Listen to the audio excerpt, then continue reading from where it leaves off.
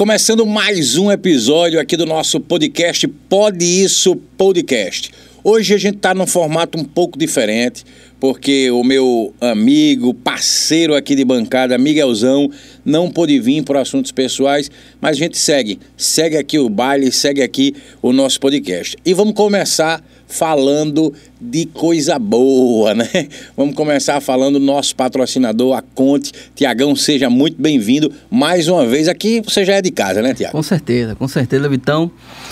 Tudo bem, gente que está nos assistindo? Hoje eu gostaria de falar sobre planejamento tributário. Na edição passada falamos um pouco sobre algumas dicas para o empreendedor fazer antes mesmo de abrir o CNPJ. Dentre elas, teve o planejamento tributário. Sim. Eu queria explorar um pouquinho isso hoje, falar o que é desafio e quais são os ganhos, né, de fazer essa estratégia. Certo. Então, começando, eu queria inicialmente falar sobre o que é um planejamento tributário. E aí, de forma resumida e objetiva, planejamento tributário nada mais é do que a estratégia legal para reduzir carga tributária. Em outras palavras, é um conjunto de ações legais e administrativas que, se bem aplicada, vai gerar um resultado significativo para a empresa. E que muitas vezes, Tiagão, aí pode estar o grande pulo do gato de cada empresa, né? Perfeito. Às vezes a sua empresa não está andando justamente por uma falta de planejamento tributário desse, né? E planejamento, como eu disse da outra vez, é essencial para o sucesso de qualquer negócio. Sim. Certo? Então, assim, falando um pouco sobre os desafios. Quais são os principais desafios?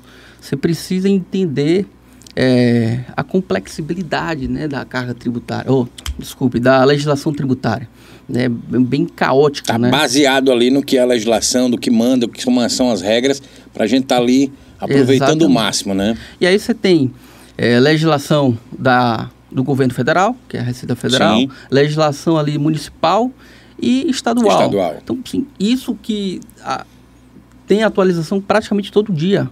Então, você acompanhar a legislação e entender a complexibilidade é um desafio muito grande. E eu acho que esse é um grande diferencial da Conte, né? Quem tem aí um contador na sua empresa, mas a Conte, ela chega não só fazendo essa parte contábil, mas dando essa assessoria, né? Para ampliar justamente em todos esses aspectos e deixar o seu negócio aí fluindo da melhor forma. Perfeito. Um outro desafio também que seria importante comentar é que quando você faz um planejamento tributário, você tem que ter esse planejamento alinhado com um planejamento estratégico. E manter esse planejamento, né, com os objetivos da empresa é muito difícil. Porque, entenda, hoje eu posso planejar uma operação ali que tem um ganho tributário para a empresa e amanhã o sócio simplesmente, por não ter um planejamento estratégico bem definido, mudar totalmente as operações da empresa, a estratégia da empresa. E aí vai fazer com que meu planejamento acabe sendo inútil, né? Então, isso é importante também, você a todo momento ali está atualizando, mudando, né, e tendo ali o planejamento tributário alinhado com o planejamento estratégico. Muito importante, muito bom. Outro ponto importante que eu queria falar aqui é sobre os ganhos, né? Quais são os ganhos? Por que fazer um planejamento tributário? O primeiro ganho é você reduzir custo, né? E você reduzindo o custo, você vai ter a oportunidade de pegar essa economia tributária e reinvestir em áreas importantes, áreas-chave da empresa. Então tem empresa que vive dessas reduções, né? Perfeito, exatamente. Outro ganho importante é você ser mais competitivo.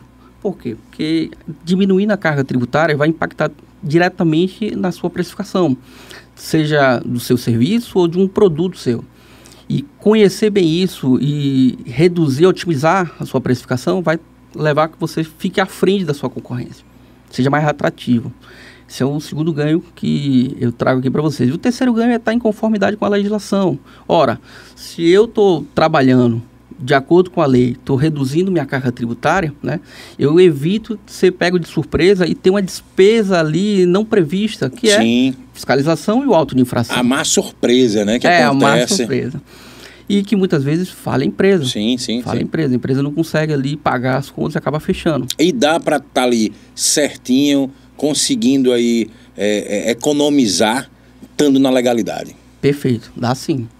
Para quem duvida tá com disso, a Conte, né? Para quem duvida disso, conte com a gente procure. Muito bom. Agora, a dica que eu dou, a última, primeiro, para você superar esse desafio, a primeira coisa que eu digo é conheça o que você paga de carga tributária. Conheça a sua operação e o impacto que você está pagando de imposto. Até você cobrar o seu contador, sentar com ele e discutir, essa operação aqui envolve ICMS, eu queria otimizar, como é que a gente faz, quais são os meios legais, uma forma de cobrar. Até de precificar, né? Como é que eu vou precificar um produto se eu não sei a carga tributária desse produto, né? Segundo ponto definitivamente, esqueça esse jargão de que sonegação é a mesma coisa de planejamento tributário. Não é. Sonegação é a pior estratégia que você pode Não é usar. estratégia, né? Não é estratégia, exatamente. Não chega nem a ser estratégia. É um erro. É um erro. É um erro. Então, tire isso da sua cabeça.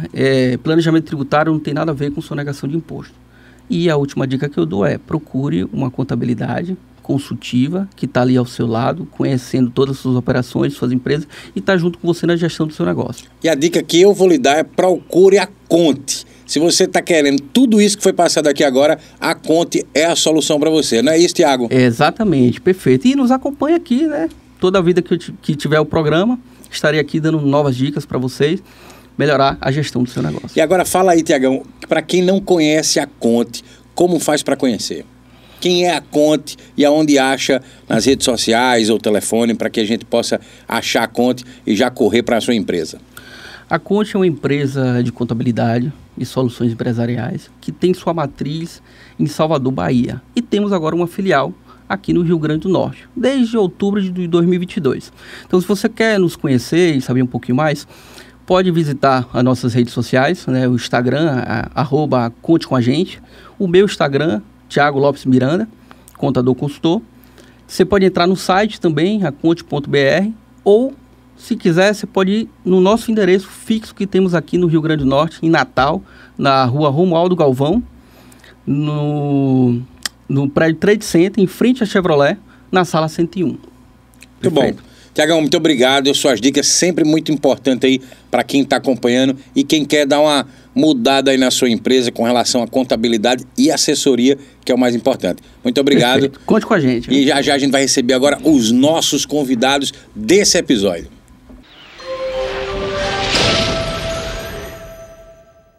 Bom, agora chegou os nossos convidados e olha só como o convidado hoje é especial. Vim aqui, a caráter para receber duas grandes figuras, duas pessoas que eu tenho o maior carinho do mundo e amizade.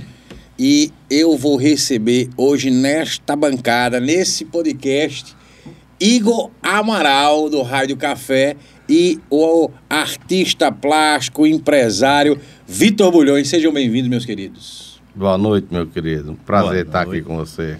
Rapaz, que honra, hein?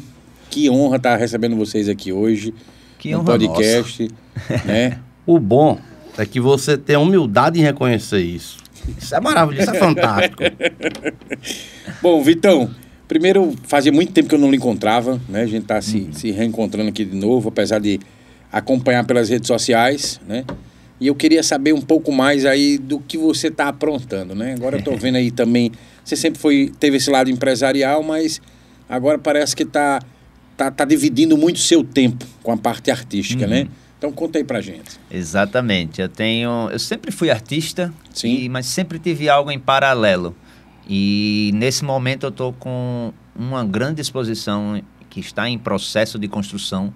É um trabalho bem complexo, diferente dos outros trabalhos que eu vim fazendo antes, e que exige realmente um tempo de maturação, de elaboração de ideias, de contextualização, de background mesmo, de história, para que essa história possa ser contada da forma ideal. Estamos falando aqui do Sertão Mar? Exatamente. Tá. É a minha série artística que eu conto um futuro provável em que eu enxergo o sertão no fundo do mar, como ele um dia foi.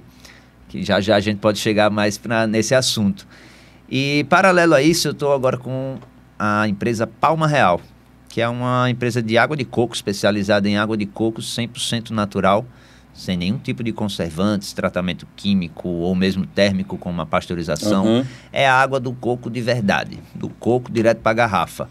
E a gente está trazendo essa proposta principalmente focando não nos grandes empresários, nos grandes distribuidores, mas sim no público final, na pessoa que sente saudade de encontrar uma água de coco com gosto que ela tem em memória, que era do próprio fruto.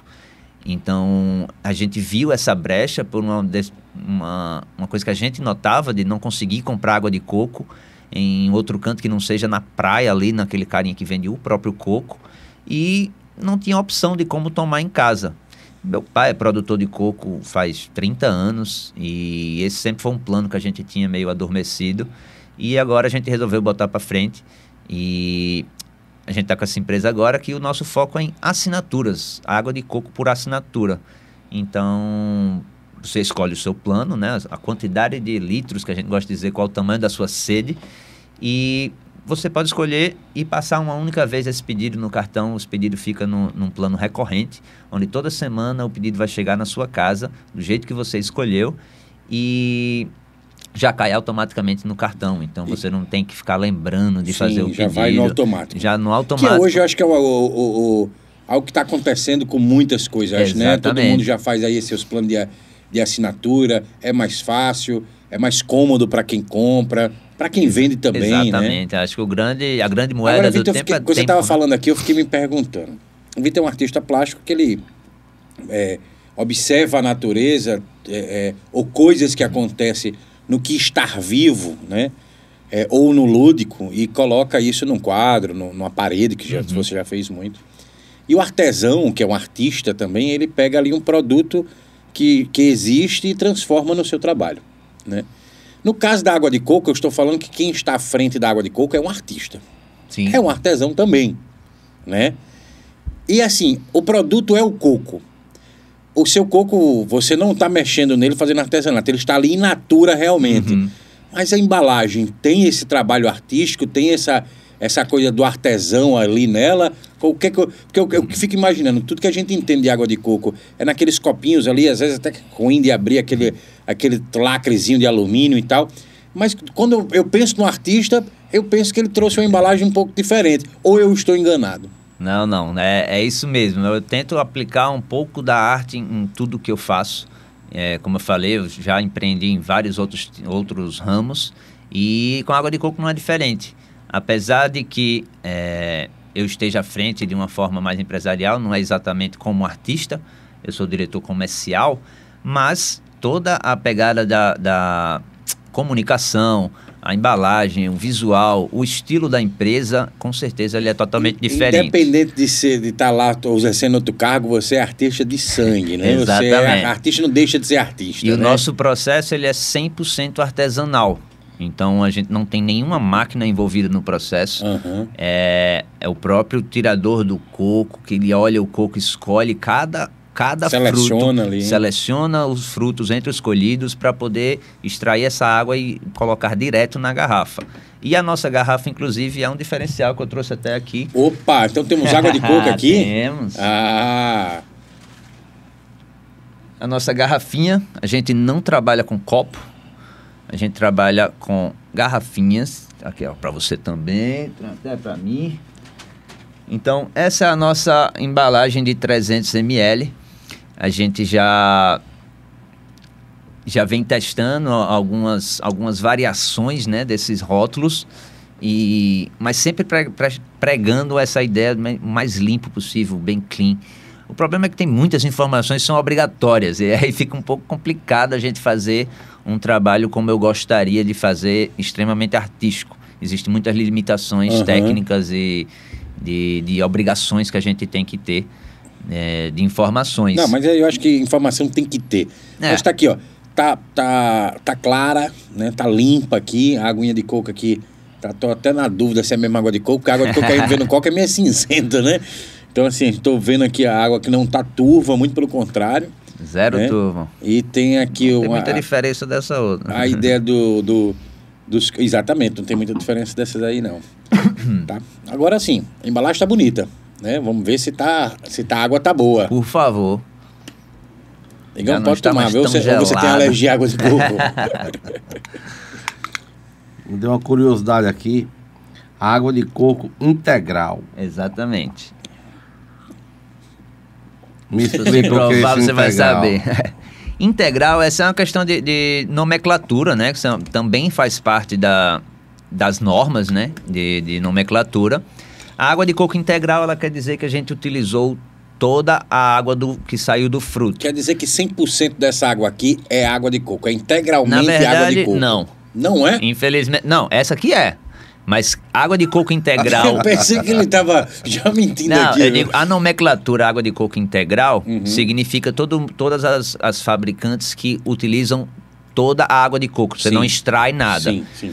Porém, se você acrescentar algo ou algum processo, infelizmente você ainda continua podendo chamar de água de coco integral. Porque ela tem água de coco integral, mais os ácidos, os adoçantes e coisas do tipo. Então você ainda vai conseguir encontrar uma água pasteurizada, por exemplo, que ela pode chamar de água de coco integral. E aí a informação que ela é pasteurizada vai vir aqui atrás no rótulo, bem pequenininha, aquelas famosas letrinhas miúdas que nós não temos. Entendi.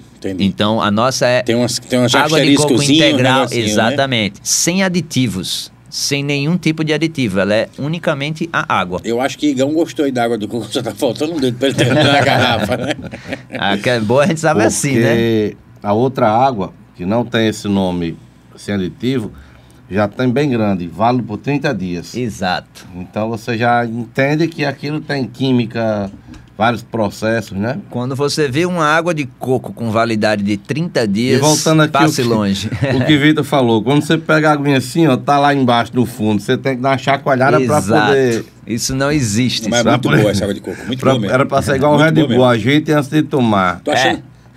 E ajeite depois de tomar. Tô achando até docinho, não tá botando adoçante aqui não, né? Parece, né, que a gente bota... É o que eu costumo falar, que as pessoas esqueceram qual é o gosto da água de coco. Exato. Mas assim, É impressionante isso que a gente nota quando as pessoas tomam. Eu dificilmente compro uma água de coco de copo. Eu dificilmente. Eu ando muito pelo interior, e no interior eu tenho mais acesso à água de coco in natura, ali dentro do próprio coco. Né? Tem muitos ali bem geladinho, o cara pata lá, aquele martelozinho lá na hora e a gente toma água de coco. Mas confesso que quando a gente chega muito por aqui, quando vai numa conveniência comprar ou no supermercado ou algo do tipo, a gente só encontra aquela garrafa de 1 litro, né? E a de copinho, que é do mesmo fabricante, né? Que ela só muda ali o tamanho. E às vezes a gente acha aqui por Ponta Negra um cara que vende água de coco, pelo menos na que ele calçada, diz, né? Na calçada ali que ele bota e tal, e vende. Existe uma grande diferença que muitas pessoas acreditam, e também não está 100% errado, de que essa água de coco da calçada, digamos assim, seria a melhor opção. E aí, muito provavelmente, se você comprar 1 litro de água de coco desse da calçada, ele não vai ter a mesma validade da nossa água. Isso porque a nossa água, apesar de ser 100% direto do coco, não haver nenhum processo de maquinário, a gente segue normas rígidas de esterilização, de limpeza, de higiene. Claro. Pra você ter ideia, o facão o nosso coco ele é esterilizado numa série de caixas d'água, né? Onde ele passa um processo de tanque para tanque, até extrair toda a impureza. E o nosso facão, ele é de aço inox, ele dorme dentro da geladeira, para você ter noção.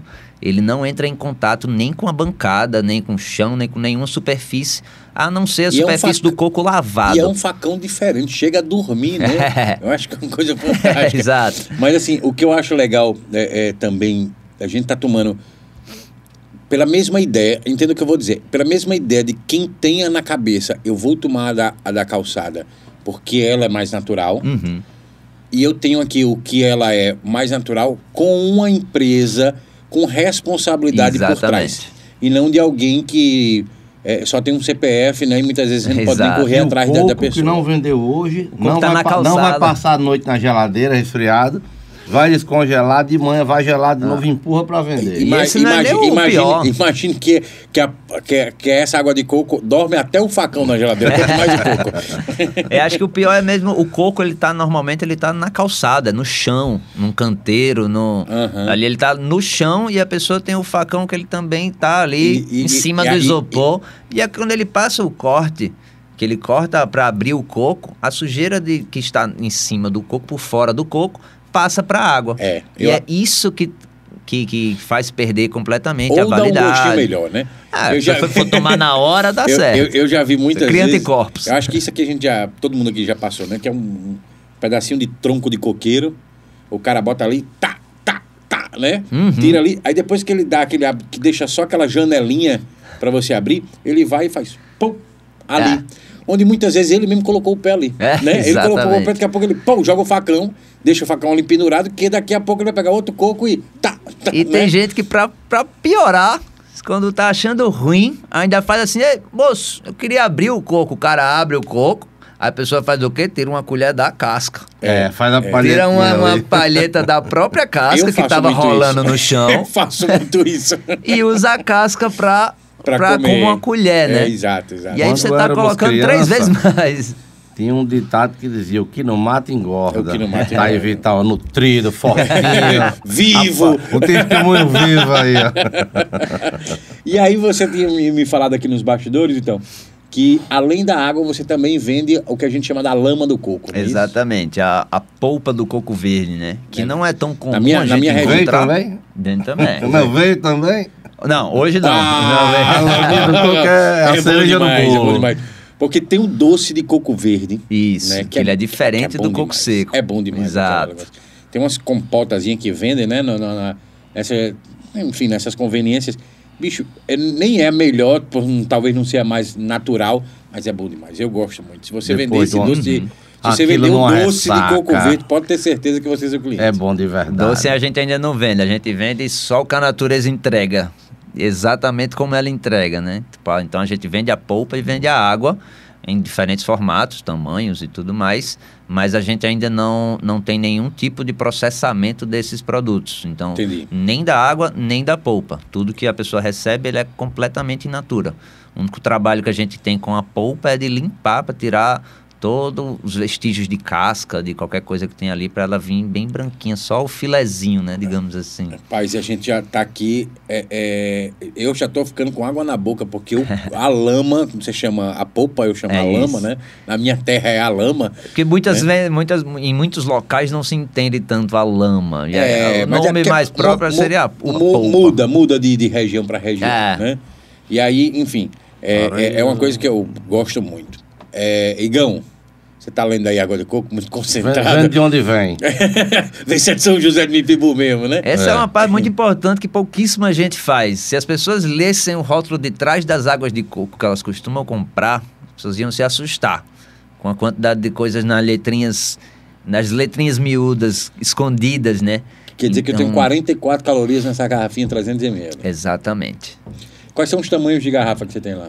Nós temos de 300 ml, que é essa daqui que a gente tem. A gente tem a de 1 litro e tem a de 2 litros. Então, no momento, a gente está trabalhando com esses 3 tamanhos que atendem normalmente a sede de diferentes situações, né? Eu acho que chegou alguma coisa aí do Rádio Café. Tô achando que chegou. O que você preparou pra gente aí pra falar mais sobre o Rádio Café, Igão? Eu pedi para trazer o pedido campeão de vendas, que são as coxinhas e os croissants. Certo. Esses aí são disparados. Então, assim, a gente vai já falar como é que começou, porque o Rádio Café, a sua coxinha foi eleita a melhor coxinha de Natal, né? Você já provou da coxinha dele? Então, assim, acho que todo mundo já comeu sua coxinha, viu, Igor? Que bom que tá dando resultado, né? Que tá gostando. Com certeza. Então aí, ó, já chegou aí, a gente já tomou água de coco, já foi aprovadíssima essa água de coco. Agora vamos ver aqui o Rádio Café. Olha que embalagem bacana. Olha que embalagem bonita aqui, ó. Igão sempre caprichando aí com todo o cuidado do mundo. Pode abrir aqui, Igor? Posso meter a mão aqui e abrir? Acaba já vai abrir, vai estar dizendo se pode abrir, né? Queijo.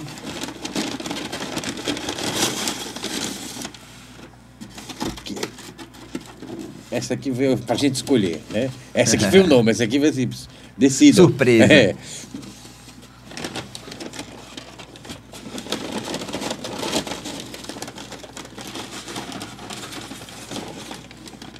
Mas esse cheiro aqui tá demais. Ainda não inventaram essa tecnologia, né? Tá faltando só esse Poxa. passo. Imagina quando o Bom, vídeo essa tiver daqui, cheiro. essa daqui é de camarão. Ó. Aqui pela rabichola, nós vamos acabar. Sabe que é de camarão. Pepperoni. Essa daqui que foi eleita a melhor da cidade, de pepperoni. Você já comeu de pepperoni? Não, acho Prova que eu essa provei daqui, a de então. frango, se não me engano. Prova essa daí. Pega uma dessa daí. Provar, por favor. Frango é o tradicional, né? Eu sou bem tradicional com relação à coxinha. Costumo não variar. Eu acho que, Mas a eu acho que pepperoni vale a tá pena o cara. Essa daí é de catupiry com pepperoni, se eu não me engano, não é isso? Pepperoni com creme cheese. Com creme cheese, que é aquela receita que você faz. Igão, mas vamos lá, eu quero só entender. Para quem de casa aí não conhece Igor Amaral é conhecido há muito tempo aí pelo mundo de entretenimento. Igor já teve bar, né? É um bar que tá aí na memória de muita gente. Só se guardam boas memórias, Só se guarda boas memórias, chamado Pega Fogo. É o nome do bar dele, Pega Fogo. Você já ouviu falar nesse Pega Fogo? Não é da sua época não, amigo. Não é da sua época não. Na verdade, começou uma brincadeira lá em casa com alguns amigos e o sanfoneiro chamado Peso Pesado do Forró. Sei demais. O amigo Vladimir. E do nada tinham 60, 80, 200 pessoas na minha casa, 300. Eu disse, não, peraí. Vamos fazer disso aqui um comércio. E de fato, existia a carência de um forró pé de serra dentro de Natal. Então tive a ideia de fazer esse bar na minha casa, uma coisa bem artesanal, que em 3, 4 meses tinham 1.000 pessoas. Com 6 meses tinham 2.000 pessoas que circulavam, né? Ficavam presentes ali umas 800, o tamanho do espaço da minha casa, mas circulavam até 2.000 pessoas. Era de acordo com a cesta do mês.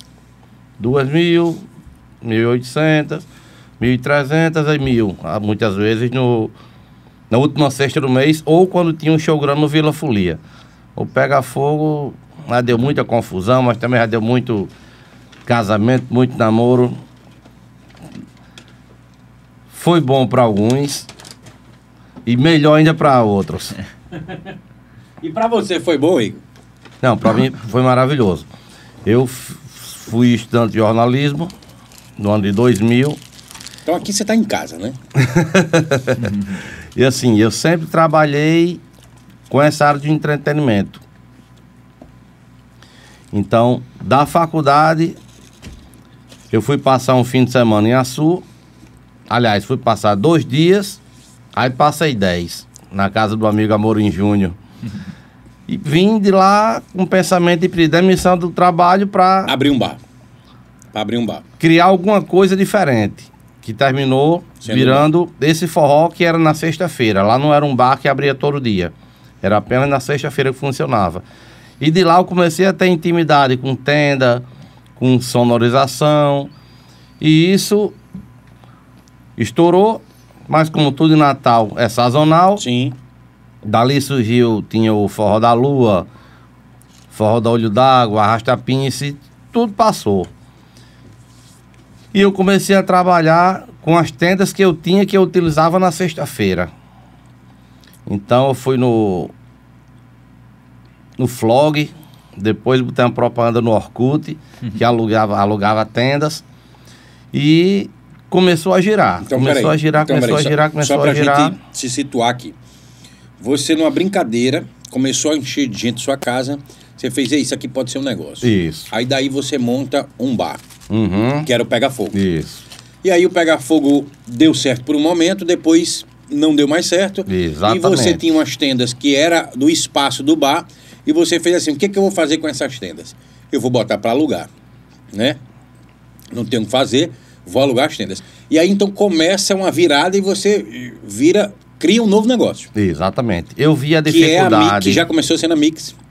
Não, era Pega Fogo Tendas. Pega a referência era o nome Pega Fogo. Certo. Aí eu vi a dificuldade que uma determinada empresa tinha de alugar uma tenda para um cliente final e a dificuldade que a extinta Castelo Casado também voltava para levar um ponto de luz para a casa desse cliente. Certo. E eu fui na contramão. Eu fui alugar a tenda e o ponto de luz para a casa do cliente que não tinha como ser atendido pelos grandes. Comecei com esse foco, atender o cliente final. Aí daí a demanda ficou grande, aí eu comecei a investir de verdade. E aí você transformou no outro negócio. E aí entra o Igor, que eu acho que é o mais conhecido, que é o Igor que trabalha com esse suporte para evento. Isso. Né? Com tenda, som, LED e tal, que é da Mix. Hoje né? é Mix. Hoje não. Já em 2010 virou Mix. Era Mix Tendas, era? Uhum. Hoje é só Mix. Não, Mix Tenda e Luz é o nome do nosso Instagram. Mas eu digo, deixou de ser Igor Pega Fogo Tendas e virou uma empresa constituída. Certo. Virou a Mix. Certo. Aí vira essa empresa que a gente conhece, que é forte no mercado, que é a Mix.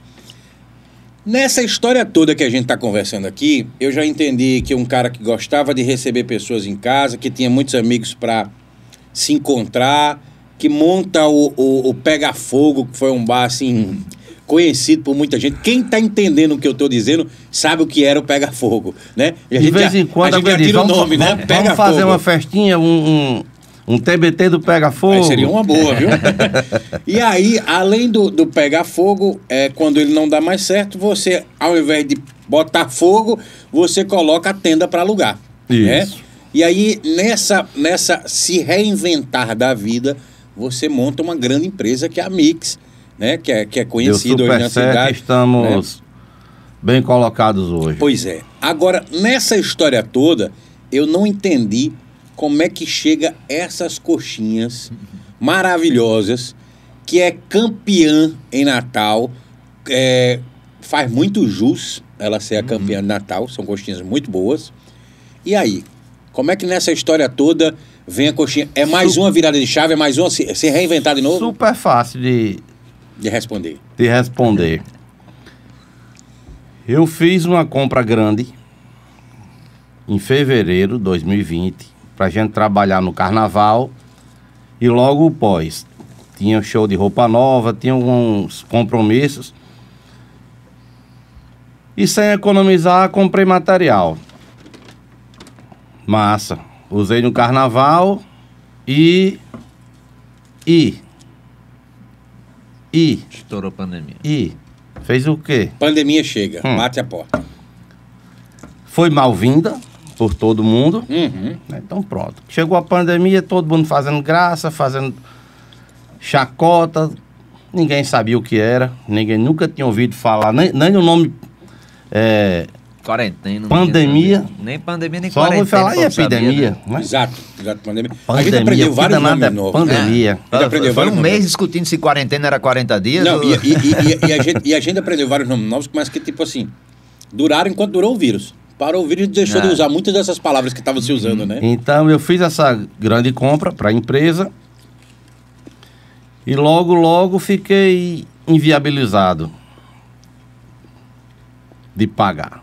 Dia 18 de março chegou o comunicado dizendo que estava tudo suspenso, que estava totalmente proibido de se trabalhar na rua.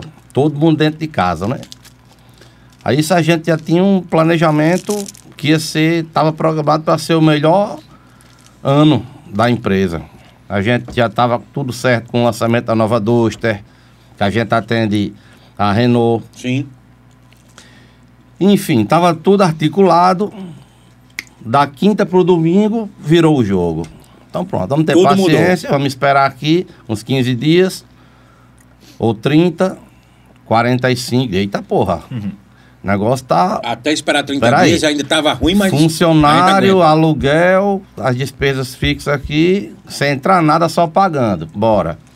Foi pro 60, apertando e na esperança de dar certo, né? Aí foi o show que foi. Quando eu vi que a Disney tava fechando, e pronto. Tá batendo na minha porta. Então... Que tava fechando? A Disney. O Vaticano fechando. Pô, só empresinha pequena fechando. Por que eu não vou fechou. acompanhar? Não vou O Papa fechou na as portas, tendência- valeu, né? Na tendência também, né? Enfim, foi uma dificuldade enorme. O que foi que deu para fazer? Live, para ajudar os amigos músicos. muita gente que estava sem trabalhar também, né? E passou uma necessidade não maior, mas assim, a gente tinha um padrão e tinham pessoas do nível inferior que o feijão e o arroz não tinha. Aham. E graças a Deus pra gente isso não faltou. Então, já que estamos falando aqui de comida, nosso amigo Luizinho do Tábua de Carne, fizemos live lá também, que foi a maior arrecadação, que eu não lembro agora de cabeça, a maior arrecadação de alimento foi lá no Arraial do Tábua. Foi tipo assim, se fulaninho na live arrecadou 2 toneladas, lá arrecadou 30. Uhum. Eu tenho isso anotado, foi assim, os dados. Disparado. Então a gente já era fornecedor do Arraial do Tábua. Eu fui só pelo custo, assim como fui pro Buraco da Catita, pra Mesa 12, várias bandas, a gente colaborou também. Mas aí, na esperança daquilo voltar, eu né? acho que nisso daí também a gente já despertava o que tinha dentro da gente, que era esse ato solidário, né? Acho que todo mundo é solidário, né? Uns mais, outros menos, mas todo mundo é. Mas naquele momento era uma comoção geral, era algo que você compadecia com a sua dor, mas com a dor de gente que estava numa situação muito pior do que a sua. Graças a Deus, nunca faltou a comida na minha mesa. Mas tem aquele cara que trabalhava como ajudante, que alugava cadeia, som, né? que esse cara já só comia daquilo. Uhum. O ajudante desse cara comia do cara. Uhum. Então, assim, as portas fecharam para quem era mais desenrolado, tinha mais habilidade e um relacionamento melhor, escapou. Uhum. Mas tem muita gente que passou fome de verdade. Sim. E se passaram 2, 3, 4 meses, 5 e pronto. Agora o negócio apertou. Tem que reinventar. Fomos os né? primeiros a parar. Digo, pronto, tem que inventar alguma coisa aqui. Inventar o quê? Quando o cabo olhava para a conta do banco, negativo. Quando estava igual a ABC, quando empatava, dava negativo. Eu digo, Jesus do céu, vamos inventar o que agora? Aí nisso, meu tio que era bar do Quer Goiamum... experimentar uma coxinha? Não, aceito. Tive uma água de coco, eu aceito. Aí, meu tio tava mudando de prédio, do Barro Vermelho pro Clube dos Amadores. E eu fui ajudá-lo para sair de casa. Porque tinha um período que até para comer a gente era proibido de comer na rua, não é isso? Era. Você ia lá, retirava e tinha que comer em casa. Eu me lembro que nessa época, assim, a gente não tinha o que fazer, tinha que ficar em casa. Mas qualquer coisa, por exemplo, diversão, pra mim, em alguns momentos, foi ir no supermercado fazer compras. Entendeu? Sair de casa. Chegar no então, supermercado ali, escolher, você fazia uma compra demorada, rapaz.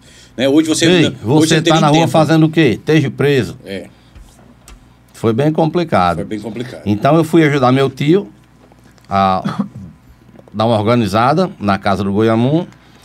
E do nada ele disse, por que você não bota um cafezinho aqui? Eu disse, botar um cafezinho aqui. Isso domingo de tarde. Porque comigo o negócio é ligeiro. Não tem, vamos ver. Vou estudar, vou Não, fazer... não. Ou dá certo ou não dá. Ou não dá. Se for pra fazer agora, eu faço agora. Mas também se eu não fizer aqui, Deixa pra esqueça. lá, né? Aí já fui dormir com um plano na cabeça. Já tinha mandado e-mail para Santa Clara, para São Brás, dizendo, olha, impondo, eu quero isso. Já chegou chutando a Na porta. inocência, eu quero isso, quero isso. Enfim, da quinta para sexta-feira, o pedreiro já estava Levantando. edificando o prédio. E eu tenho vários clientes que são do ramo da alimentação, lá da Abrazel, inclusive. Rafaela Fontes, que faz comigo, Caio do Pittsburgh, o próprio Luizinho, muita gente mesmo. E eu fui pegar a opinião deles, aliás, opinião não, fui pegar uma orientação, Popó da Massa Fina, que eu era cliente, todo mundo, eles eram clientes da minha empresa de eventos, eu era cliente do estabelecimento dele, mas uma coisa é você ser cliente, comer, Lógico. e outra é você Outra é olhar você vive. tecnicamente Sim. para viver aquilo. Outra pra é você ver- viver aquele mundo, né? Uhum. E assim foi feito. Aos trancos e barrancos, se criou o Rádio Café. Beleza. Eu ficava lá todos os dias. Eu, minha mãe e mais uma ou duas pessoas estavam ajudando. Eu tive a ideia de fazer uma coxinha diferente. Por quê? Porque frango é tradicional, Sim. camarão tem todo canto, caranguejo também. Não, caranguejo não encontra todo canto, não. Muito canto. Coxinha de caranguejo? Tem, homem, Não. todo canto. Não. De Nova Natal a Ponta Negra tem. Inclusive, eu gosto muito de coxinha de caranguejo. Tem todo canto, mas também não é uma novidade, né? Assim, Não é novidade, porque tem um... acho que é mais difícil tem achar duas de pepperoni empresas, também. É, com certeza. que eu vou falar o nome que não é problema pra nada. Que pode até dar um pingado no blog, né? No podcast. Vila Coxinha e Casa Luiz Salgado. Se você for de Nova Natal a Ponta Negra, na aeroporto, vão ser com eles. Aí lá vão ter essas coxinhas. Mas é o basicão, não é novidade. Aí eu criei a coxinha de pepperoni com creme cheese e queijo do reino. Aí pronto. Começou a vender, começou a dar certo. Os amigos da televisão começaram a postar, os amigos das bandas, para dar uma força, que de fato eu era uma formiguinha no meio dos grandes. Então começou a circular de fato que tinha uma coxinha ali que era top, não sei o que, tal. E chegou um rapaz lá, uma tarde, perguntou se era lá que vendia, eu disse que era, servi. E a gente começou a bater papo, e ele puxando assunto. Eu disse, o que é que esse cara quer? Só tá faltando pedir para ser meu sócio. E conversando. Ele disse, você conhece o evento Blend de hambúrguer? Conheço, sou cliente lá. Todo ano que vocês fazem adição, eu participo, eu como lá. Não, isso é um projeto meu. E beleza, meu nome é Eduardo, tal. Grande Eduardo. E eu tô fazendo um evento para coxinha. Você topa participar? Ele foi perguntando, você topa? Eu tô dentro. Eu queria divulgar a minha marca. Queria nem saber quanto custava. Não. Fazia parte do investimento. Claro. Pagar para participar. Claro. Então vamos participar, beleza. Quando ele terminou de fazer a campanha toda, ele me mostrou os participantes e pronto. Isso aqui vai valer para divulgar. Nada mais. Porque tem fulano que é grande, fulano que é maior, Sim. outro é gigante. E eu tô aqui no meio, mas tô dentro, né? O cliente comia, entrava no site de forma voluntária e voltava na melhor coxinha, que tinham duas categorias. A tradicional de frango e uma coxinha gourmet. Nós ganhamos. Eu liguei, não tem treta não. Porque estrutura, dinheiro não tem para comprar. Né? Foi de fato o reconhecimento do público. Então pronto, amigo. A partir desse dia era casa cheia. Todo mundo queria conhecer a famosa coxinha crocante de pepperoni. Uns 30 dias, cheio de doceira lá. Comprando duas. Uma para comer, olhando, e outra para estudar em casa como é que era feita. Porque como eu trabalhava com algumas pessoas de alimentação, eu sabia que era dono de quem, né? E estava todos lá pedindo minha coxinha. E graças a Deus, até hoje, quem provou virou cliente. Então assim, a gente teve uma crescente boa e tá estabilizado. E é eleito pelo festival a melhor coxinha de Natal. Foi. Eu acho que a gente tá vivendo esses tempos de mudança, onde eu acho que pela primeira vez os pequenos têm vez contra os grandes, né? Sim. Acho que a gente é mais ou menos a mesma coisa, né? Porque a água de coco é isso, existe uma grande barreira de entrada. Tipo, para você iniciar uma marca de água de coco, é um movimento gigantesco para ganhar centavos. Então você precisa de um volume absurdo. A operação é complicada, tem que ter um volume muito grande para poder... É uma operação que é o que eu estava falando antes, né? Que eu costumo dizer que nossa empresa não é de água de coco, é de logística. Porque a nossa grande dor de cabeça é realmente como transportar essa água sem perder qualidade, sem perder validade. Porque como a gente não trabalha com nenhum tipo de conservante, de prolongadores da validade, a gente corre contra o tempo. Então, para a nossa entrega final, para cliente final, digamos assim, a gente consegue extrair o coco, a gente tem que extrair o coco, retirar a água, envasar, trazer da fábrica para Natal e entregar para a pessoa no mesmo dia. Então, esse é um movimento absurdo, mas hoje a gente tem pelo menos a chance, sabe? Acho que é como vocês, hoje a gente consegue aparecer, tem voz, a internet, os podcasts, coisas desse tipo, dão voz aos pequenos.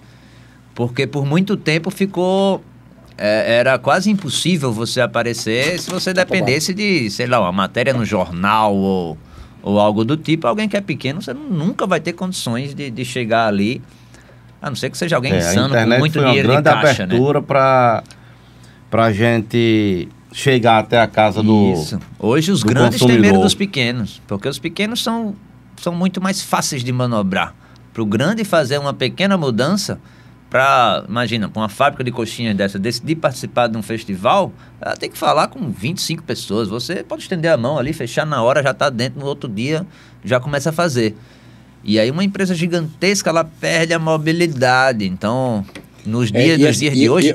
Eu acho que tem uma pequena diferença que se encaixa em vocês dois, é que o grande, ele já perdeu a preocupação, ou nunca teve, tá? Não estou falando que marca ninguém, mas ele nunca teve essa preocupação com o processo, com o artesanal, com entregar aquilo, né? E no caso de vocês, a coxinha, ela foi feita, sabe? Eu vou pensar aqui no recheio, eu vou fazer aqui isso artesanalmente, vai ser a coxinha água de coco que você extrai lá 100% e tal. O cara que é uma fábrica, né, que ele é maior, ele está preocupado no volume. Né? Então, quando ele está preocupado no volume, ele não faz mais isso aqui de forma artesanal. Ele já não pode mais perder a água de coco com 10 dias, com 7 dias. Ele não pode mais fazer isso. Então, é uma máquina que cospe coxinha e o outro que invasa a água, sela, botou o produto ali e vai fazendo isso. Porque eles precisam, eles são a fábrica, eles são grandes. Então, perde essa essência, que eu acho que é o caso de vocês dois. No nosso caso, a diferença é exatamente essa aí.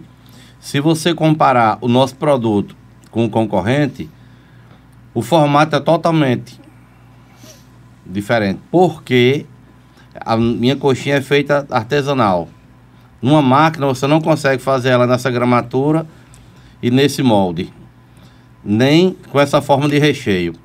Na máquina industrializada tem que ser no formato de pasta. Você pega um frango, catupiry, o que for, o recheio que for, bate no liquidificador e ela só faz como um churros. Injeta ali no produto e tchau. Você não come o produto, né? Olhando, de fato, o insumo como é. É diferente. É que nem os melhores charutos que são enrolados nas coxas da cubana, né? Eu fico imaginando como é que é feita essa coxinha. mas é isso, eu acho que essa é a diferença que dá esse sabor especial, né? Sim. Que faz você procurar muitas vezes, quando se é mais acessível, esse produto artesanal. Sim, né? Acho que está muito em conta também a expertise do produtor, de quem está ali produzindo, né? Que quando você está numa mega indústria não faz tanta diferença, porque quem decide é a máquina e tem vários processos para eliminar as falhas, que é, por exemplo, no meu caso, né, da água de coco, por exemplo, tem a processo de pasteurização, por exemplo, que tanto faz a qualidade do fruto, que para a gente faz totalmente diferença. Então, o nosso produtor, ele consegue dizer se após o fruto ser escolhido, quando ele abre o coco, ele consegue ver se aquele coco está doente, se ele tem uma validade menor ou maior, só pelas características visuais da própria polpa. Então, a gente descarta um coco, que ele está no meio da linha de produção, ele abriu, se esse coco parece que não está tão saudável, ele já é descartado. Então, ele não entra no volume de água e deixa um vestígio daquele gosto em cada uma.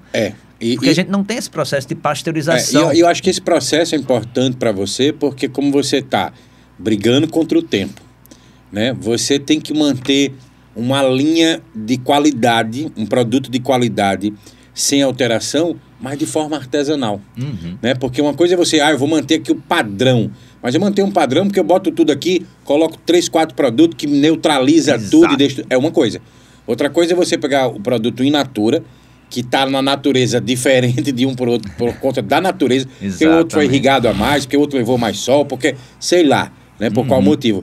E você manter esse padrão é quase que pegar um coco assim, botar, né? É uma alquimia. É uma alquimia para poder fazer isso. Então tem que descartar realmente aquilo que provavelmente vai mudar o gosto, a cor. Exatamente. Tipo. A gente pega pelo excesso. Então a gente faz primeiro uma primeira peneirada dos frutos, que é os frutos que têm aparências externas, efeitos visuais externos que condenam ele, digamos assim, que esses cocos que a gente condena é o que vai para as grandes fábricas. Então, a grande fábrica, ela compra o coco que é chamado de coco de refúgio, que é o coco que não consegue se vender na praia, digamos assim. Então digamos que o que você descarta, você vende para o concorrente? Exato. É mais ou menos isso. De quantidade e preço, né? Exatamente. Só que a gente vende quantidades absurdas, né? De milhares. Eu não sei se vai dar para ver direito na câmera aí, mas a gente estava aqui discutindo isso porque a água de coco, ela é para ser assim, translúcida. Entendeu? Então, assim, você consegue olhar o que tem do outro lado. Diferente de quando você pega uma água de coco que tem uma fabricação menos artesanal e mais industrial, ela é turva. É que nem Igor tava falando aqui, né? Agite antes de beber, né? Misture o que tem ali de tudo para você poder beber. E o sabor, meu amigo, é outro, né? É indiscutível. É um outro sabor. É engraçado que às vezes eu já, de tanto que a gente já se acostuma, acho que vocês devem ter essa experiência, você vai pegar uma água de coco dessa, industrializada, você dá aquela chacoalhada, aí você abre ali, torcendo para aquele negócio não quebrar, senão você vai ter que furar no dedo, né? Aí quando você abre, eu faço assim. A primeira coisa que eu faço é deixa eu dar aí depois um gole bem pequenininho. Para não dar um susto muito grande. Porque muitas vezes quando a gente deu um gole, tava um gosto azedo. Tava um gosto assim horrível, que aí você fecha e olha pra pessoa assim, moça, essa água de coco tá ruim. Aí a mulher faz, desculpa, e troca. Então, não é uma coisa que acontece isolado. Uhum. É uma coisa tão recorrente que ela já sabe. Aconteceu padrão. Com você, acontece com aqui o tempo inteiro, eu troco, não quero nem discutir nada, sabe, entendendo? A empresa deve receber aquela água de coco que tá estragada, tá daquele jeito. E muitas empresas, não todas, mas muitas empresas, essa água que volta estragada, ela volta para o processo. Então, porque o processo de pasteurização... Denúncia! Não são perde todas, nada. né? Não são todas, mas alguns dos processos... Passa pelo novo processo. Você bota ela de volta no processo de esterilização, pasteurização, aí dá... mistura com outras coisas, aí bota ácido, bota adoçante, bota não sei o que, bota não sei o que. Eu acho que aí a água perde o gosto mesmo. Mas a gente tá numa discussão de reciclar, né? Então eu acho que tudo que é reciclar é válido. É tão comum essa coisa da água estragar que virou uma praxe de mercado. Então qualquer empresa de água de coco, inclusive esse foi uma preocupação nossa, porque em qualquer canto que você chega, a primeira pergunta do revendedor é: vocês trocam as estragadas? E a gente, peraí, mas a nossa não vai estragar, sabe? Tipo, não é para estragar. Dentro do prazo de validade, ela não é para estragar. Mas ela não pode estragar, por exemplo, se ela foi mal armazenada, sim, se o cara colocou no sol, com certeza. A água de coco, principalmente a nossa natural, ela tem uma sensibilidade extrema com relação à variação de temperatura. Então, se ela está numa geladeira, você coloca algo quente do lado, mesmo ela sem sair da geladeira, pode alterar. Essa troca de temperatura vai diminuir a validade dela. Então, virou uma praxe de mercado essa coisa de... vocês trocam as estragadas sem nenhum problema. Se você encontrar uma minha estragada, eu troco na hora. Provavelmente foi uma falha sua de armazenamento, mas eu não vou entrar na discussão porque não tem como investigar. Claro. De onde é que foi. Mas... Você orienta a melhor forma de armazenamento, exatamente, né? Já para evitar dentro das que ficam sobre nosso guarda, digamos assim, todo lote que a gente traz para distribuir, ficam algumas com a gente, que é como a gente mantém o controle. Então, se alguém liga para a gente, tem uma água que estragou, imediatamente a gente olha no lote, que a gente ainda tem alguma garrafa. Uhum. Então, olha, a nossa tá ok. Então, a gente já sabe que foi alguma coisa na armazenagem. Então, desde que a gente iniciou, nenhuma água se estragou, se estragar do tempo, assim. Só dentro da validade, estragou. Isso não existe no nosso processo até então. Eu não sei se por algum motivo possa vir a acontecer. Mas é comum porque é uma água natural, então ela é muito sensível. Mas se ela estragou, foi porque teve algum tipo de variação na armazenagem. É muito mais aí pelo cuidado que você teve com a água do que por ela, né? Isso. A água, normalmente, ela não é para ter essa variação. Não é para estragar. Cuidado com o produto Nós temos porque nossa coxinha é frita na hora. Você não vai chegar lá no rádio de café e ter na estufa uma quantidade. Você pede, a gente frita e lhe serve. Por isso é crocante. Aí, você falando disso aqui, eu lembrei que ontem eu fui no shopping, 9h30, 9h40, e tinha um comércio lá com umas 30 ou 40 coxinhas na estufa. Essa vai amanhã Eu olhei, de novo. cocei a cabeça, meu Deus, isso aí vai pra onde? Porque o lixo não vai. Eu posso até estar queimando a língua, que eu sou faladorzinho. eu posso até estar queimando a língua, mas não vai dar funcionar nem botar fora. Vai pro outro dia, será? Com certeza. Com Faz certeza. que nem água de coco, vai reaproveitar, Então, assim, né? Aí eu não sei como faz, se vai num forninho, se dá no óleo de novo, mas eu não acredito que que volta a crocância, aquilo né? diariamente vai jogado fora. Se Não- desmancha, monta de novo, frita, né? É Aqui, ó, complicado. Dá um Meu- talento na Claybon, meu diretor tá falando aqui que na airfry fica ótimo. passar aquela Claybon para dar aquele brilho, pronto. É complicado. Rapaz, aí eu queria só voltar aqui. Tô achando assim, eu não imaginava de verdade que a gente ia encontrar duas histórias tão parecidas. É? Eu não tinha feito esse cálculo, até porque a água de coco era um assunto que apareceu, surgiu, né? Uhum. A empresa. Então, assim, não imaginei que ia se casar tanto. Né? Parece que eu estudei bastante para chamar os dois Exato, no exato. mesmo dia e não foi.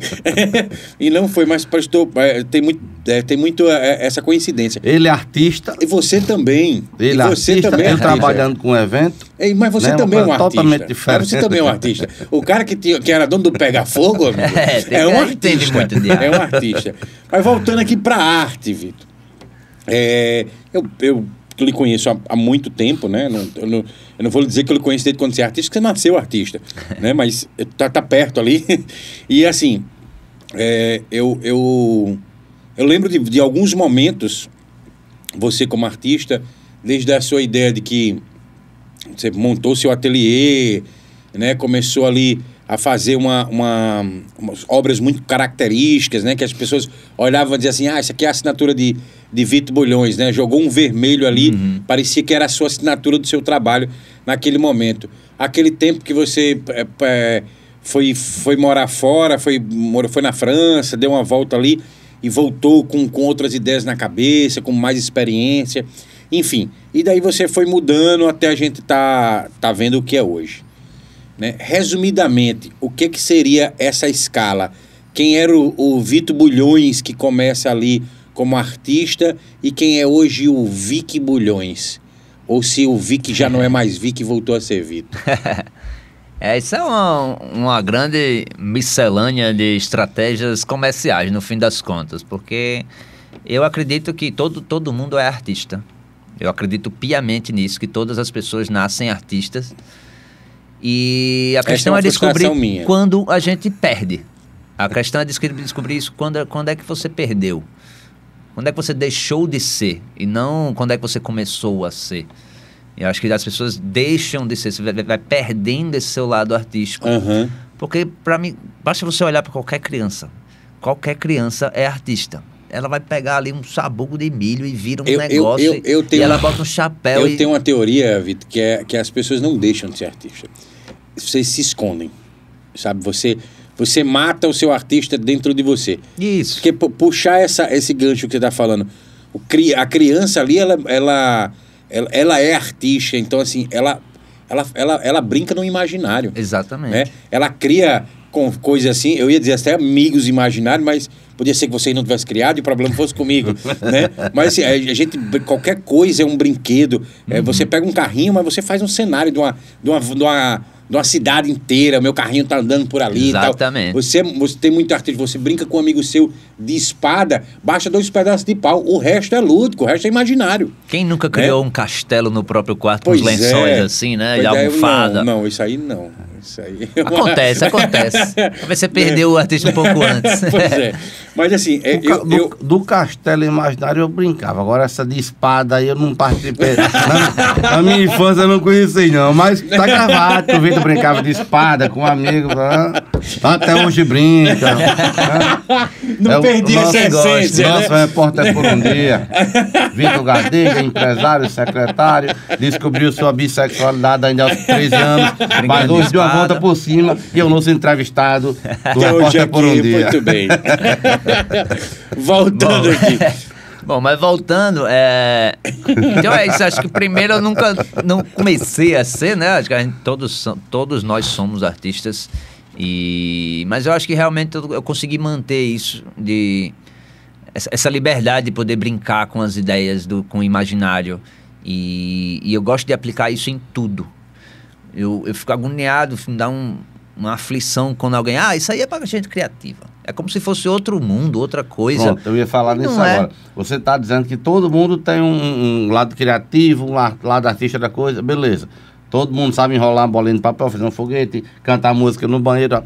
Mas poucas pessoas têm a capacidade que você tem de fazer isso e mostrar, e expor. Sim, sim. Né? Por isso que se dá, fulano é um artista, porque você tem essa capacidade de fazer... Todo mundo tem, mas nem todo mundo tem coragem pessoas de mostrar. Apreciarem e admirar, e lhe dizer que foi foda, que foi bacana. Sim. Então, isso lhe deixa satisfeito. Sim, né? Eu acho que isso é uma coisa que diferencia, você que está do meu lado, mas diferencia os artistas, de fato, porque expõe e fazem a coisa bem feita.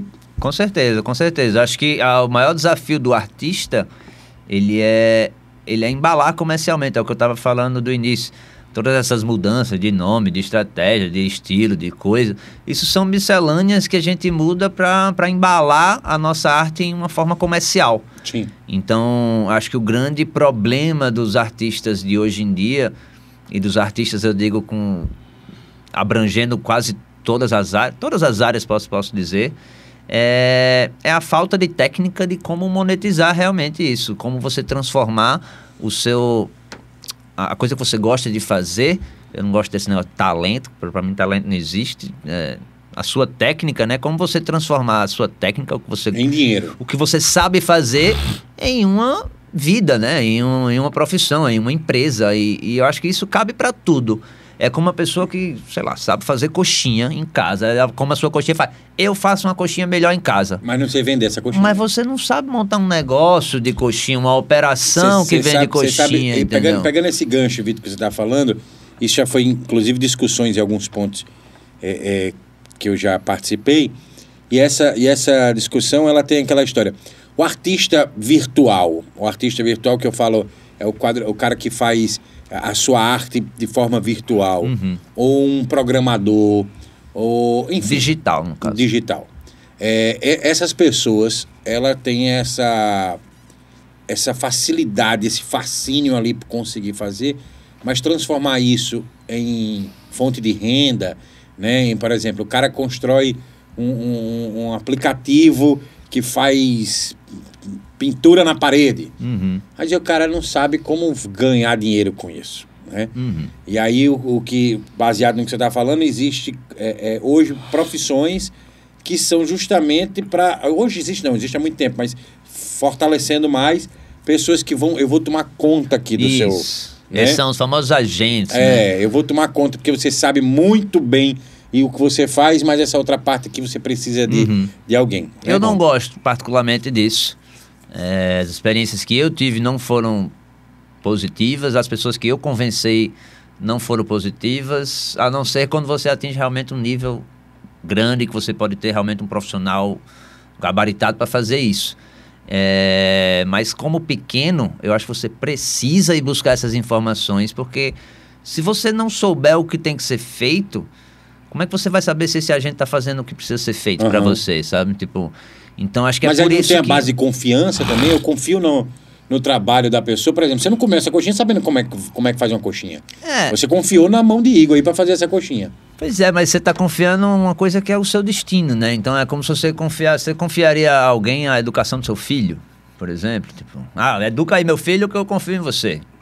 Tem coisas que você não confia 100%. Sim, você não terceiriza, Você não terceiriza 100%. Você precisa saber, você precisa ter o domínio daquilo que está sendo feito. Ou pelo menos a noção. Porque o artista, ele é um pouco diferente não vou nem chutar outra profissão, mas sei lá, alguma outra profissão, porque o artista, a gente é a empresa. Sim. Então, a pessoa que vai estar me agenciando, digamos assim, ela vai estar estampando a minha cara nos lugares. É o meu nome. Não é um nome de uma empresa. Que eu posso, essa não deu certo, apaga, começa outra. Então, é uma coisa um pouco mais delicada. Né? Então, eu acho que é uma coisa mais delicada porque você está trabalhando com a sua imagem, é o que você representa. Essa dificuldade aí do produto, né? Quando estava na pandemia, a minha empresa de eventos parado, e surgiu o comentário, a ideia do meu tio de que eu botasse o café. Na pandemia tinham 3 coisas para se fazer. Abrir um supermercado, abrir uma farmacinha pequena para competir com o Pague Menos, Drogazil, essa turma aí. Ou ia vender bolo, uma cocada. Quantos amigos nossos não botaram anúnciozinho lá? Que tava fornecendo comida. Mas tem uns croissants aqui também. Né? Bonito, viu? Então, assim, do nada... Eita, esse aqui é esse é o meu preferido, queijo do reino. Do nada... O povo que tem um pezinho ali em Goiânia. Eu entrei no negócio de comida. Nunca imaginei da minha vida vender isso. Trabalhava com ferro, madeira, lona, luz. E trabalhar com comida. Eu tô falando disso por quê? Porque estávamos falando aqui de você ser um bom artista, fazer uma boa comida, que aquilo é bom na sua casa, mas para um comércio girar, você tem que ter uma série de coisas assim, que bota para funcionar da forma correta, se não fecha. Se fosse assim, o rico chegava, abria e dava certo. Não é isso. Hoje tem a internet que dá essa condição pra gente e, como você citou aqui, as assessorias para fazer a coisa funcionar. Olha, eu não estou dizendo que está certo ou errado, eu estou dizendo que eu acho complicado quando a gente fala assim, hoje é mais fácil porque tem a internet, ou então hoje é mais difícil porque não tem. A gente tem os seus prós e contras, com certeza, né, em toda essa situação. Sim. O cara fala assim, mas hoje não tem internet, amigo, mas só quem vende a coxinha é 2 pessoas. Né? Hoje tem internet, mas quem vende coxinha é 72. Tá entendendo? A diferença foi de 70, né, no mercado. Pode ser um desastre também. E principalmente no mundo dos artistas, é muito difícil você encontrar um artista que entenda o que é fluxo de caixa, o que é ponto de equilíbrio, sim, o que é ponto de corte, estratégia de mercado, marketing, estratégia como o cara da Conte estava falando, uma estratégia fiscal, como é que gera nota, como é que você faz um planejamento anual, sabe? Qual é o seu fluxo de caixa para um ano que você precisa, como é que funciona isso? E aí alguns artistas acham que é só pintar e cobra 2 vezes o que gastou, algumas coisas assim, sem o menor pé nem cabeça de estudo, de base mesmo. E aí depois, para poder gritar, é Brasil que ninguém valoriza a arte, eu vou para a Europa. Se você for para a Europa, você vai levar na cabeça do mesmo jeito, porque não é porque a Europa valoriza a arte, é porque a Europa ensina a pessoa a abrir uma empresa desde a escola. Sim. Um menino lá sabe abrir uma empresa, ele sabe o que é um fluxo de caixa, sabe gerenciar. Você é um artista, mas também é um empresário. Você naturalmente teve uma educação de base boa. Aqui a gente não sabe o que é imposto, não sabe o que é porra nenhuma, né? Então, acho que a maior dificuldade dos artistas em geral é a parte não artística de uma vida artística, digamos assim, né? Toda a parte de backstage, digamos assim, né? Que você precisa para poder aparentar que só faz pintar da vida. E eu acho que também tem uma ideia romantizada do artista, onde parecia que o artista era aquele negócio de não tô nem aí pra vida, eu sou vida louca, né? Eu tenho que me preocupar aqui só em fazer minha arte, sabe? Exatamente. É como se eu não sou um ser humano, né? Eu sou uma outra coisa, né? Então, assim, quando você tem essa ideia romantizada, né? Aí você parece que realmente não é obrigação sua. Exato. Mas aí quando você faz assim, vamos tirar o romantismo de lado, você é uma pessoa normal, você vai pagar imposto, né? Você tem suas contas a pagar, você tem que saber vender, você sabe, além dessa sua arte, você precisa também ter uma vida normal, né? Com certeza. Você é um humano normal, Com né? certeza. Então, por isso que eu sempre tento ter algo em paralelo. Eu acho muito importante, eu acho que essa ideia do artista ser unicamente artista é um pouco perigoso, principalmente de início. Eu acho que o artista ele precisa de temporadas, de imersão. Uma coisa que eu, por exemplo, eu fiz agora, esse ano, que foi, na verdade, no ano passado, até o início desse ano, que foi eu me mudei, fui para São Paulo, passei um ano imerso no meu trabalho 100%. Eu acho que esses períodos são, sim, muito engrandecedores, é o que leva seu trabalho a um outro nível, realmente. Você está imerso naquela história que você está contando, no seu trabalho, na sua linguagem. Mas, se eu passar a minha vida toda imerso nesse mundo, eu esqueço do mundo aqui de fora, exato. Outro, né? Então, por isso que eu sempre eu ter uma empresa por fora, eu ter um outro negócio, vai me ensinar coisas que eu jamais aprenderia pintando um quadro. Uhum. Como contratar uma pessoa, como, sei lá, pagar imposto, tirar notas fiscais, fazer fluxo de caixa, público-alvo, precificação de produto. Pesquisa de mercado. Cartela de produtos, coisa desse tipo que nenhum artista vai aprender trancado no seu ateliê. Então, se você abre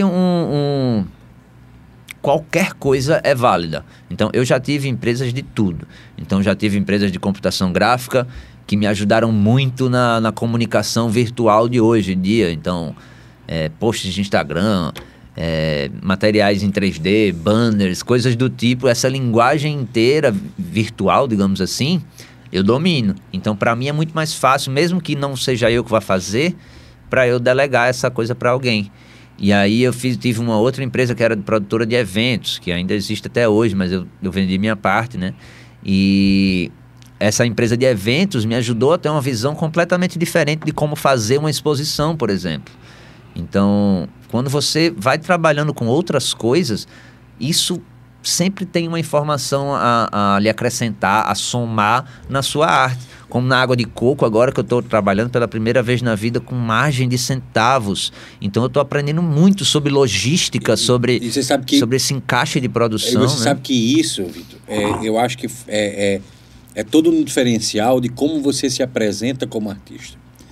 Eu já escutei histórias de pessoas que conhecem você, por exemplo, mas assim, dizendo assim, mas é porque isso daqui é feito por Vitor Bulhões, aí é dessa forma, é o artista Vitor Bulhões. Mas se você pega um artista tal, lá de não sei o quê, da Ridinha, de não sei o quê, parará, aí o cara faz um trabalho desse, ou até melhor do que esse, e não tem essa dimensão. Eu já escutei isso. Uhum. E quando eu escuto isso, é o que vem essa diferença. É a forma como você chegou, como você se apresentou. Por exemplo, eu me lembro de uma exposição que você fez, que eu acho que foi ali na antiga fábrica da Sames. Sim. Né? Aquela exposição que você fez lá, acho que faz mais de 10 anos isso, não faz? Foi 2014. Vai fazer 10 anos agora, Então, assim, quando você fez essa exposição, teve um burburinho, teve uma zoada. E não é porque é Vitor Bulhões. É porque Vitor Bulhões entendeu como fazer aquilo. Ele planejou fazer aquilo, ele estudou fazer aquilo. Entendeu? Por então, um acaso era o meu nome, mas... Não, assim, eu não tô nem falando assim do Vitor Bulhões como... Você projetou o seu nome, independente em que classe social você tivesse, ou que embolha da nossa cidade você tivesse inserido, mas você teve planejamento, né? Eu coloquei isso aqui, a minha estratégia era fazer isso, era fazer aquilo outro. Eu fui para uma antiga fábrica totalmente conhecida na cidade, né? Você colocou pontos em que chamou a atenção, né? Esse seu novo trabalho, que é o Sertão Mar, eu vi algumas coisas da exposição, os formatos do quadro, quando ele se colocava ali, parecia que você estava num navio olhando, né, o fundo do mar. Essa foi a minha impressão. É a ideia. Né? Então parecia que eu estava dentro do navio olhando ali o fundo do mar e vendo aquela situação. Então isso é estratégia, são coisas bem pensadas que tragam a fazer isso. E assim, se o outro é só o artista, vida louca, poxa, que pena, né? Ele não conseguiu ter essa dimensão de fazer essa distribuição. E com né? certeza para ele vai ficar mais fácil dizer que é porque eu não sei o que, eu nasci não sei aonde, Exato, que é não sei o que. o Brasil não fez isso. E... Lógico que não estou falando que quem tem mais ou menos oportunidade. É claro que eu tive mais facilidades do que alguém que não teve nenhuma Eu estou falando aqui de né? alguém que fez assim, deixa eu pensar direito, o que você falou aí, eu sou um artista, mas eu também preciso entender o que é negócio. Eu Sim. preciso entender o que é ser, como a sua empresa é o seu trabalho, é a sua cara, né, a sua imagem. Eu preciso me tratar como empresa e fazer isso, e está mais que certo. Com certeza. Acho que vai muito disso. A minha grande facilidade foi ter acesso à informação, né? Então, eu realmente tive uma educação muito boa, não tive acesso a tudo que eu pude, tudo que eu quis, basicamente. E em todo canto que eu passei, essa foi a minha definição, né? Tipo, o que falta é informação. Então, o artista melhor, pior, isso aí é completamente irrelevante. Sim. Sinceramente, o que você pinta hoje em dia, basta você ir no Museu de Arte Contemporânea, que não precisa ser entendedor de arte para saber que tem muita porcaria ali. Então, mas são porcarias que o artista soube fazer exatamente a porcaria que consegue chegar ali. Então ele conseguiu falar com as pessoas importantes, ele conseguiu fazer um storytelling, contar essa história de uma forma que um museu achasse interessante o suficiente para ocupar uma sala dele. Então, eu ou você ou quem está vendo achar bonito, achar que é uma técnica extremamente difícil, é completamente irrelevante. É muito mais do que você falou, é você pensar em cada ponto, desde porquê da sua história, como é que você vai contar essa história, qual é o formato, qual o nível de acabamento, aonde você vai colocar, que tipo de explicação você vai dar, como é que você vai apresentar isso e, principalmente, esse mix de produtos que você levou para a exposição vai te render o quê? Ele te sustenta o quê? Por um ano? Vai ser seu caixa por 2 meses? Ele é o caixa do final de semana? É o caixa de 6 meses? Mas e se não vender? Você tem um plano B, uma estratégia extra? Ou você vai chorar e dizer que ninguém valoriza a arte no Brasil? Vai culpar Lula e Bolsonaro. Culpa política, culpa situação, culpa não sei o quê. Tem gente que é mais fácil colocar a culpa em outra coisa, né? Mas um quadrozinho desse, qualquer um faz. Qualquer um, mas uma não faz, você dessa, não fez. Qualquer um faz. Faça, amigo. Exato, faça igual que vai dar estouro. Aí vai e abre um comércio, tenta fazer aquilo ali, gasta Exatamente. e quebra. Exatamente. Eu acho engraçado, mas quando alguém vê, principalmente quando tem... Existem vários estilos artísticos, né? Que ele é quase que infantilizado. É um traço bem simples, digamos assim, de se reproduzir. Mas as pessoas não conseguem entender o momento que aquilo foi feito, a audácia que o cara teve de fazer aquilo enquanto todo mundo estava pintando uma foto, sabe? Tipo, você fazer um rosto infantil ali. Baseado nessa... Por que você não fez? Nessa história de fazer, não fazer... a gente até começou a pincelar isso no começo do podcast. Como é que nasce essa ideia de juntar o sertão e o mar e de repente parece que ou o mar invadiu o sertão ou o sertão começou a crescer no mar? Como é que vem, como é que surge? Onde é que você estava com a cabeça para fazer isso, né? É uma história bem complexa, mas ao mesmo tempo é muito corriqueira pra gente, é muito comum. Então, a história do Sertão Mar começou na minha infância.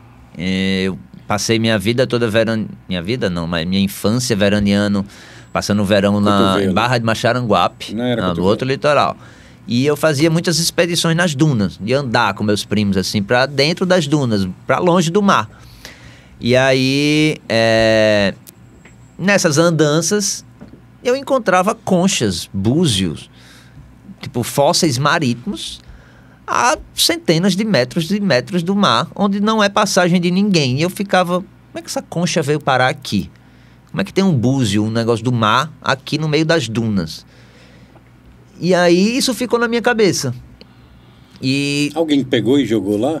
Ou você acha que Eu ficava nisso, mas eu encontrava em tantos cantos aleatórios. Não foi alguém... Não é possível que tenha tanta gente jogando essas coisas, exatamente. Né? E sempre do mesmo modelo, do mesmo formato, da mesma espécie e tal.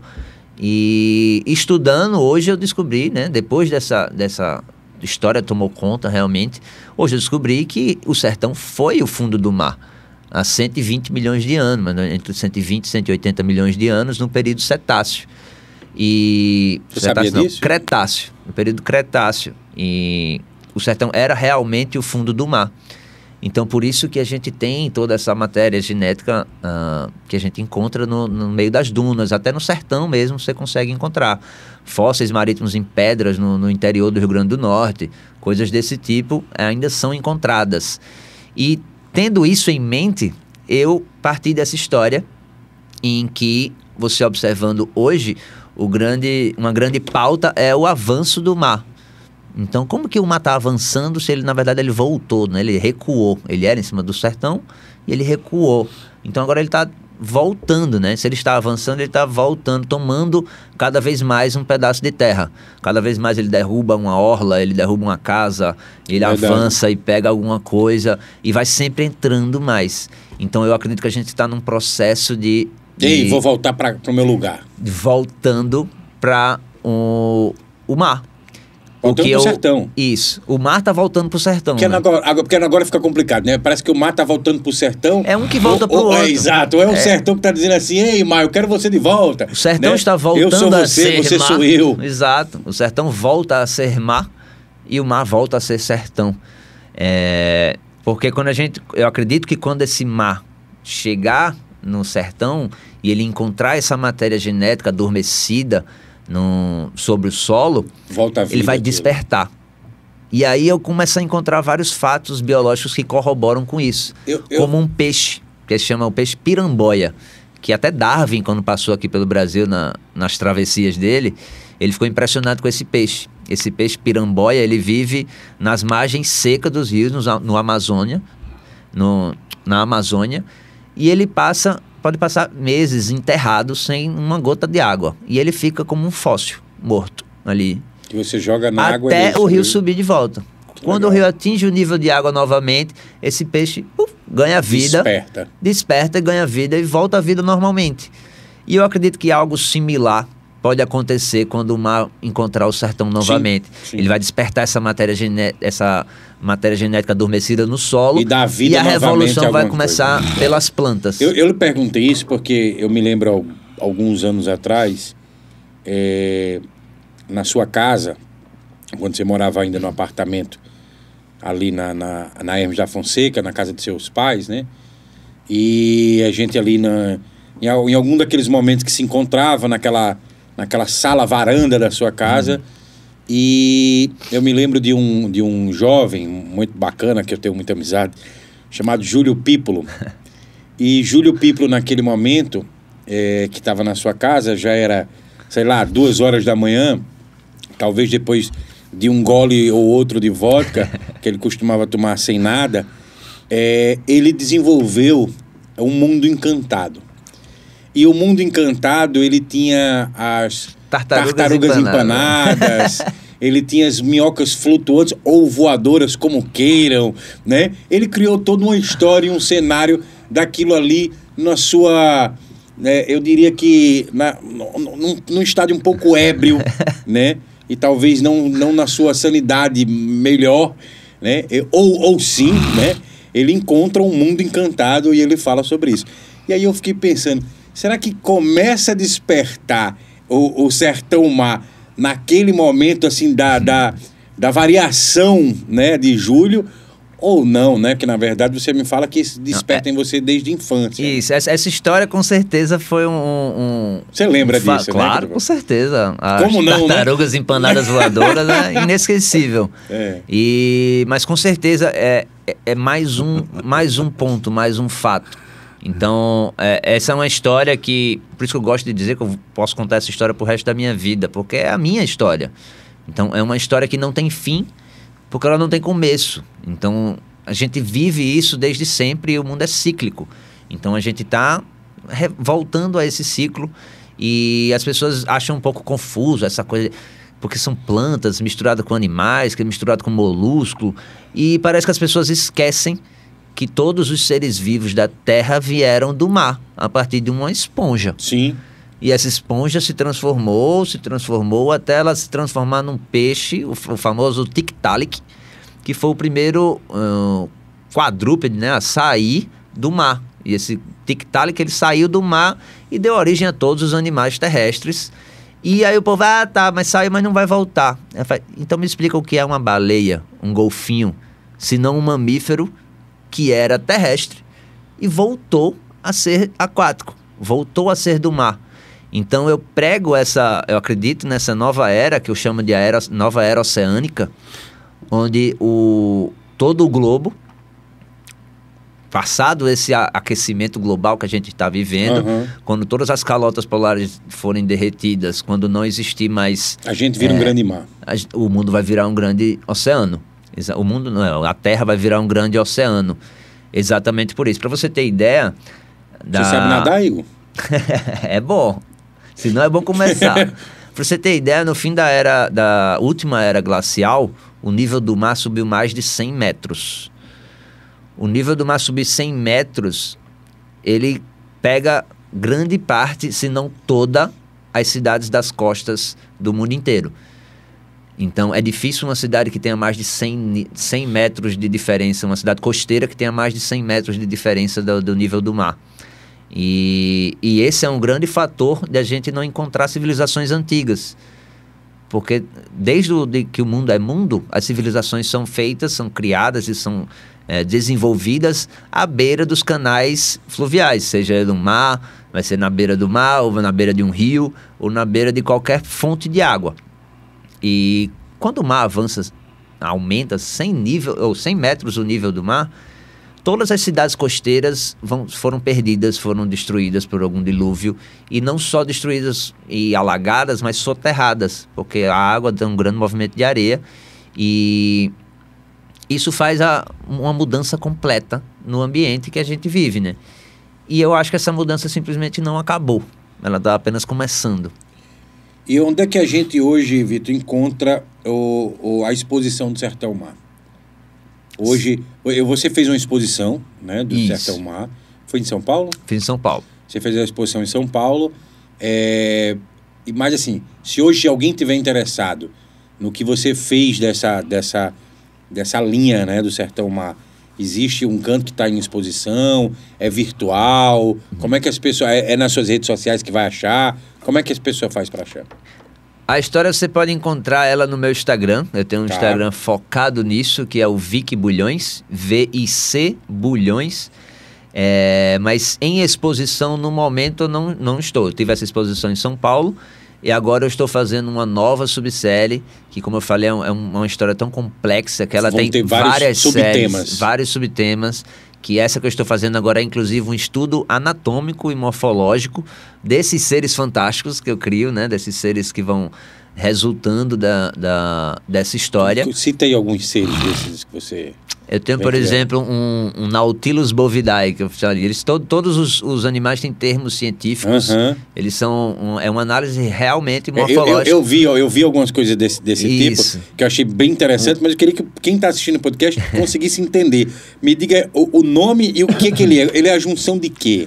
O Nautilus bovidae, ele é um boi, né? Uma vaca, que é da família Bovidae, em que ele acabou se cruzando com um Nautilus, que é um molusco, aquele clássico molusco que faz o Golden Circle, né? O espiral. E ele acaba virando um fóssil diferente. Você acaba encontrando um fóssil que é a concha do Nautilus com os chifres do boi. E assim como ele, tem vários outros. Existem os moluscos que viram cavalos. Eu tenho um que eu gosto muito, que são os cardumes de colheres de pau. Que eu tenho uma grande história com as colheres de pau, que elas se transformam em peixes e ganham liberdade. E, inclusive, ela tem até uma doença que chama a doença do rodopio, que tem um quadro que retrata esse momento. Que a doença do rodopio é uma doença real que se dá em peixes, em que o peixe nada em círculos até a morte.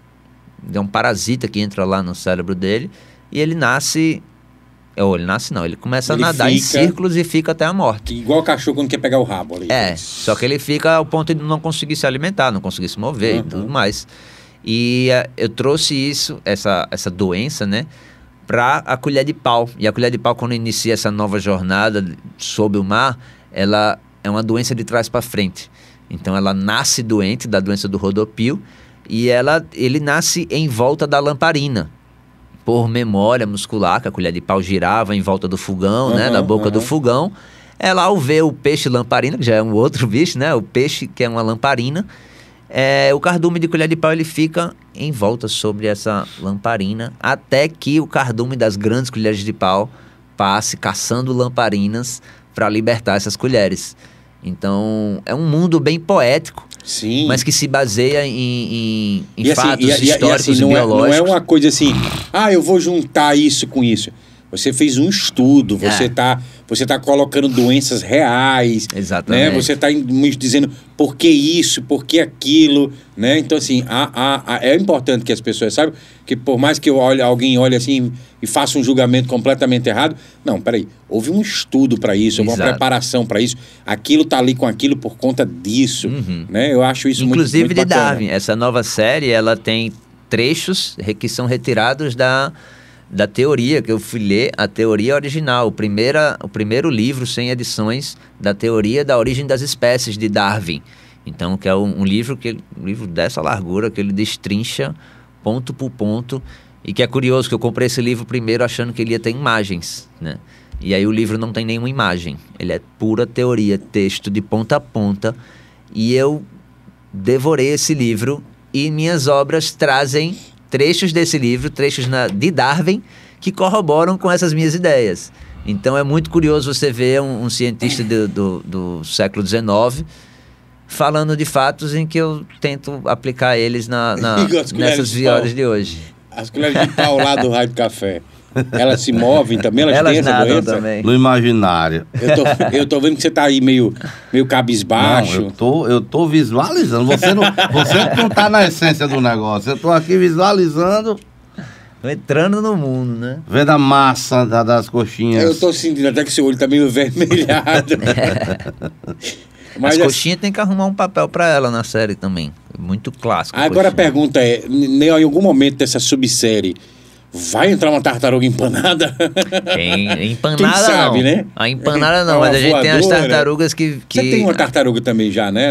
É uma que ela- arara que se transforma em É tartaruga. verdade. Não, É uma que araruga. tem o corpo da tartaruga, mas com a cabeça de uma arara, não é isso? Isso, exatamente. É legal. Que é lembro uma disso. cena que se passa em Pipa, inclusive. É uma tela que... É uma obra que se passa... Ela mostra uma cena de Pipa, onde a gente tem o santo, o famoso santo padroeiro A de Pedra Pipa. do Santo, de São Sebastião. São Sebastião, exatamente. Essa obra se chama O Testemunho de São Sebastião, que é o São Sebastião testemunhando essas araras que saem da reserva ecológica de Pipa em direção aos ninhos de tartaruga. E nessa transição que a arara faz, ela se desprende do bando, né, de araras, que dá para ver ao fundo da tela, e começa uma transformação, se transformando em tartaruga e indo em direção aos ninhos de tartaruga. Muito massa. É uma história, assim, eu já tinha uma ideia, já conheço o artista Vitor Bulhões, sabia que tudo que ele vai fazer, ele se joga realmente, seja em qualquer coisa que eu já vi ele se metendo a fazer, já imaginava, mas assim, saber essa construção toda agora, para mim foi mais enriquecedor ainda, né? E esse Em é só saber. o começo, tem muito detalhe. Não, eu imagino. Acho que tem que ter mais outro programa aí para cada subsérie dessa Aham. que você for lançar. Igão, na preparação da coxinha, seja ela da catupiry, não, é creme cheese, né? Com pepperoni, seja qual foi dela, também tem um estudo desse, também tem uma história, por quê? Ou não, eu quero misturar porque é uma coisa que eu gosto mesmo. Creme cheese é uma coisa que todo mundo gosta, que é pepperoni Não, também. no caso existe um estudo para quê? Para poder ter a combinação do sabor. O pepperoni é bem apimentado. Se a gente colocasse um catupiry, ia dar diferença, ia ficar uma coisa oleosa com cremoso. Sim. Então o creme cheese exatamente para balancear a picância do pepperoni. Como o catupiry tem no frango e no camarão, que é para dar sabor aquele outro insumo. Entendi. Então é só um estudo mais de combinação. Exatamente. Que não é uma coisa criada por nós, né? Que já existe uma harmonização. Mas, por exemplo, quando você participa desses festivais, ele geralmente vem com um tema, né? Ele não vem com um tema.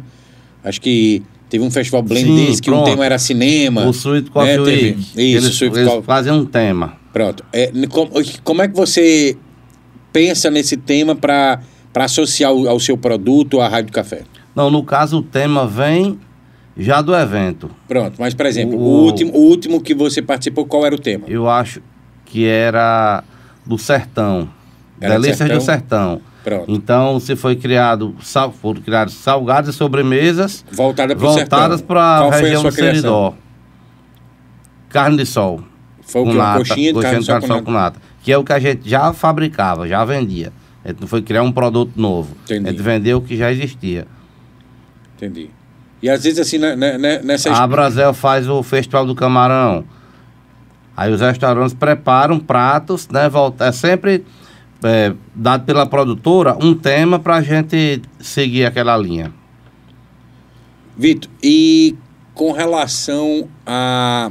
Eu me lembro que, algum tempo atrás, você começou a fazer cursos, né? Lá no seu antigo ateliê, que...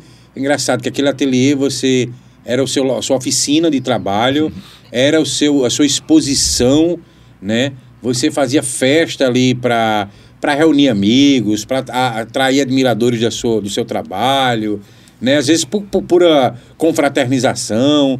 E ali também foi um local de estudo. Sim. Né? Então ali eu lembro que você tinha umas turmas e as pessoas iam lá e você dava... notoriedade àquilo através das redes sociais. Então você mostrava. Eu me lembro que até despertou em mim a vontade de fazer o curso. Eu que nem me vejo, se você me botar aqui para desenhar uma pessoa, eu ainda sou do tipo que desenho assim a pessoa. E você não seria o único. Esse era inclusive o primeiro desafio. Esse curso acabou ficando famoso por causa disso. Que realmente o meu ateliê era a minha casa. Sim. Basicamente foi meu primeiro canto, assim, e ele acabou crescendo. Era muito mais fácil ele achar ali do que em qualquer outro lugar, né? Sem dúvida alguma. Eu acordava, eu ia pra lá sem saber nem se tinha alguma coisa pra fazer. E podia ser sábado, domingo, qualquer hora eu tava lá. E tinha esse espaço de exposição, tinha um espaço de produção e aula, e tinha parte de escritório. Então eu conseguia separar todas as funções muito bem. E os cursos surgiu exatamente pelas dúvidas que a gente viu aqui, do porquê os artistas não... Porque a pessoa acha que é difícil ser artista ou coisa do tipo, ou porquê que o Brasil não valoriza artista, esse tipo de crença que vai se imputando nas pessoas. E as pessoas me viam com tanta facilidade, porque eu tenho uma característica no meu trabalho que eu não trabalho com um único material. E a maioria dos artistas acha isso um pouco curioso. Normalmente, se você encontra um artista, ele pinta, sei lá, tinta a óleo, ele vai pintar todas as obras a tinta a óleo. E eu não. Eu gostava de misturar e de pintar e de adaptar e de misturar materiais. Então, numa mesma obra, eu usava spray, acrílica, óleo, lápis e várias outras coisas. Cada obra eu fazia alguma coisa nova pela primeira vez. E não importa se você me dá um lápis grafite, um spray, uma tinta, um pincel, uma máquina de tatuagem, para mim é a mesma coisa. E eu queria ensinar isso. E foi daí que começou o meu curso. Ele chamava Arterapia, que era uma forma das pessoas se libertarem realmente com uma dose de técnica. Uhum. Então, o primeiro exercício que eu fazia era isso. Sair desse bonequinho aqui. Exatamente, porque eu fazia o desafio de que a pessoa ia sair no primeiro dia com um retrato. Imagina para alguém que nunca desenhou nada, desenhar um retrato em um dia. E as pessoas ficavam, nossa, isso é impossível. Se fosse apostando, eu acho que eu ganhava esse dinheiro. Eu acho que não. E aí, eu não tive uma pessoa, um aluno que não conseguiu. Então, por isso que eu tenho tanta confiança nesse meu método. E eu vejo a imagem de uma forma diferente, eu acho. Que para mim faz muito sentido, para mim é tão óbvio que eu não consigo entender o que é que as pessoas não veem, entendeu? E aí esse curso era exatamente para eu mostrar isso, mostrar como é fácil se você souber das técnicas. Então, não é que ser artista é difícil. Talvez seja difícil conhecer as técnicas. Mas você sabendo as técnicas, qualquer pessoa pode fazer. Quando você diz, mas isso aí eu podia fazer. Podia mesmo. Qualquer pessoa pode fazer. Eu gosto do E a gente tem alguma ideia de cursos novos? Vitor vai voltar a fazer esses cursos ou não? Aquilo ficou no passado? Não, vai voltar. De um formato um pouco diferente. Ele vai voltar num formato digital, com toda a base de conhecimento, porque esse foi um problema que eu encontrei. O famoso EAD. Exato, mas não 100%. Ele vai ter toda a base de informações digital para você acessar sempre que quiser. Sim. E ele vai ter pequenas doses de imersão. Então, no final de semana, a gente vai fazer uma imersão em fisionomia. No final de semana, uma imersão em paisagens. Já temos datas para isso? Não, ainda não. A gente já pode botar o link aqui da inscrição? Ainda não tem. Bota o link do Instagram que vai para o pessoal acompanhar. Tá bom, fechado. Egão, você entra na Abrazel, que já conhecia muita gente por prestar serviço, mas você entra na Abrazel através do Rádio Café. Viver a Abrazel, o que é? A Abrazel é a Associação de Bares e Restaurantes, né, do Rio Grande do Norte, no caso da que a gente está falando. E aí você já conhecia, mas eu acho que você vive o mundo mais imerso ali dos proprietários de bares e restaurantes e tal. E aí o que é viver a Abrazel, né? Porque eu me lembro assim de gente que... Estou fazendo só referência. Tem amigos meus que é da maçonaria e vai pra maçonaria. Eu fiz o que é maçonaria? Bicho, é só viver na maçonaria, né? E assim, eu também vivo a Abrazel. E aí, como eu vivo a Abrazel, alguns me perguntam se... Tem gente que fala... Por que você vai tanto na Abrazel? Por que você tem tanta reunião? Né? A minha mulher, por exemplo, pergunta o tempo inteiro: por que você vai sempre ter uma reunião da Abrazel?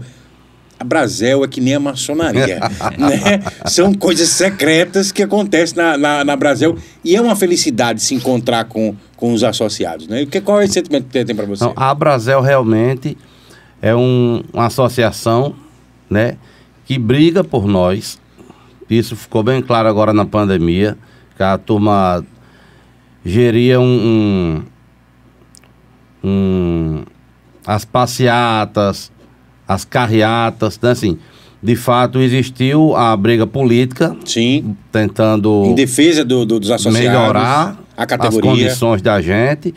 E assim, lá temos os grupos, o grupo total, né? Tem as panelinhas. E tem as panelinhas, assim. O D4. Que isso tem os facilitadores da vivência da gente, das dificuldades, as mesmas dificuldades, as mesmas formas de venda. Então, assim, naquilo a gente partilha situações, aprende muito, ensina também, e é fundamental para um comerciante, independente do tamanho da empresa, ser associado da Abrazel, que lá tem um apoio... Muito bom.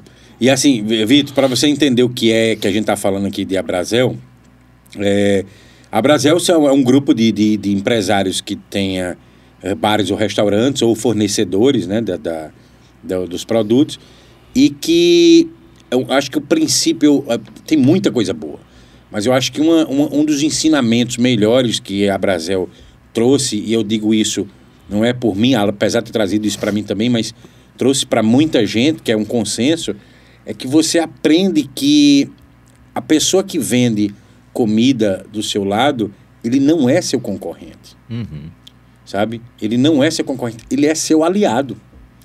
E eu acho que isso que a associação consegue fazer com os seus associados muda completamente. Sim. Né? A ideia de que assim, eu vendo pizza e tem um cara lá na frente que vende pizza também, ou vende coxinha, ou vende isso aqui, eu tenho que viver uma guerra com esse cara. Não, muito pelo contrário. Você tem que viver numa harmonia com esse cara. Porque quanto mais o comércio dele é fortalecido, o seu comércio é fortalecido, porque vocês são da mesma categoria. Sim, sim. Né? Então, eu acho que essa consciência criada da Abrazel com seus associados é uma consciência nacional. Né? Porque a Abrazel Nacional, ela bate muito isso lá em cima, e isso é replicado em cada estado, e eu acho que isso muda completamente. A forma que a gente começa a enxergar o outro muda de concorrente para aliado, né? E é Faz tanto, sentido. isso é tanto que assim, um cara que tem um restaurante, eu vou citar dois, é Denner, que é do Joá, que é ali no Favorito, na Roberto Freire, e Tiago do Conchinchina, que também é na Roberto Freire, né? Naquela, e são muito próximos. Um liga pro outro, e isso aqui tá acontecendo aqui, como é que eu faço? Eu faço assim, eu faço aquilo outro. Eles se falam, sabe? Eles trocam experiência, eles trocam ideias, um tá torcendo pro outro. Tiago tá montando alguma coisa, vai ter um evento, como ele tem um evento lá que é rodízio de rolinho primavera, Denner tá lá, Denner vai montar um prato novo no buffet, Tiago tá lá, sabe? Eu acho que isso muda completamente Com a certeza. ideia da consciência. Então, acho que isso é um grande ganho que a Brasel faz com seus associados. Fora isso, toda a alegria que é compartilhar momentos com os associados, né? A gente tem um grupo sério da Brasel, onde se discute as pautas, onde se discute, né, os passos de cada CNPJ ali em torno da associação, mas também tem um grupo ali que são de apoiadores, que é para... Grupo da pessoa física, né? É um misto. Lá você pode botar para vender sua panela velha que não quer mais, né? Você pergunta onde é que faz, onde é que tem tal produto lá, mas também... Enfim, tem isso. E tem as reuniões, que são as reuniões da associação, que são reuniões sérias, com pautas a serem discutidas, e tem as reuniões dos associados, que aí é sem pauta, que aí é sem regra, mas eu acho que isso transforma assim, todo mundo numa grande família, né? Numa turma muito, muito unida, né? Com certeza. Falei, foi muito bem aqui da Brasel, tomara que o patrocínio caia ali em dia, né? Mas enfim, pessoal, a gente estourou, na verdade, um pouco do tempo do que a gente faz do podcast, mas é porque o papo estava muito bom. Está muito bom. Eu tô com aquele sentimento de que faltou conversar muita coisa, mas estou mesmo, né? Eu acho que faltava detalhar um pouco mais ali de Igor, né? Nessa trajetória, as dificuldades, acho que ficou faltando isso. De Vitor Bulhões também, de extrair ali o que leva a mudança de um tema para outro, como é que é essa vida mista de artista, mas também empresário da água de coco, né? Como é que tá os projetos para o futuro, mas infelizmente a gente está nesse tempo bem esgotado, mas é um sinal de que vocês podem voltar. Volta. Né? Vocês podem voltar. A parte boa é o retorno. Agora é o 2, né? Vocês poderem voltar. Eu acho que cada um merece aqui um programa todo sozinho para poder conversar mais. Mas eu queria que vocês deixassem aqui a sua contribuição final, que vocês quiserem falar. O microfone é seu e fala o que você quiser. Acredito que muita gente em Natal sabe que existe o Rádio Café, porém algumas pessoas não tiveram oportunidade ainda. Fica na Avenida Rodrigues Alves, número 1004, exatamente no Clube dos Rádio Amadores. Funciona junto com a Casa do Goiamum, aberto de terça a domingo. Sejam todos bem-vindos. Vizinho à Cidade da Criança, não é isso? Exatamente. Tem a melhor coxinha de Natal, não é isso? E do podcast, gostou de participar? Você acha que foi legal? Você acha que essa pessoa aqui consegue conduzir uma conversa? Você não é doce não, você é mel. Vitão, suas considerações finais. Bom, primeiramente agradecer estar aqui nesse podcast, que pode isso, mas eu acho que sempre pode. Então, uma das mensagens que é uma coisa que eu tenho, tá na minha biografia do Instagram, que é realmente eu acredito no improvável. E eu acho que as pessoas nunca deveriam deixar de acreditar. Porque a única coisa que te falta entre o improvável, o provável, o real, o possível, a diferença daí está só a informação. Então, se você não está conseguindo, seja lá o que for, não se desespere, não perca o ânimo, porque a única coisa que te falta é informação. Então, para a parte que me toca, se você ainda acha que todas as águas engarrafadas, por exemplo, é improvável que sejam naturais, eu te provo que ainda é possível. Se você quer ser artista e acha que não nasceu com esse dom, eu gosto de te provar de que você é capaz. Se você gostaria de ter alguma coisa na sua casa e não sabe como encontrar um quadro, ou acha que não vai ter em lojas comuns, ou que não saberia como encomendar, eu gosto de provar que isso é possível. Então, eu gosto de fazer as pessoas acreditarem no improvável. Porque o improvável, apesar de ele ter pouca chance, ele é muito possível.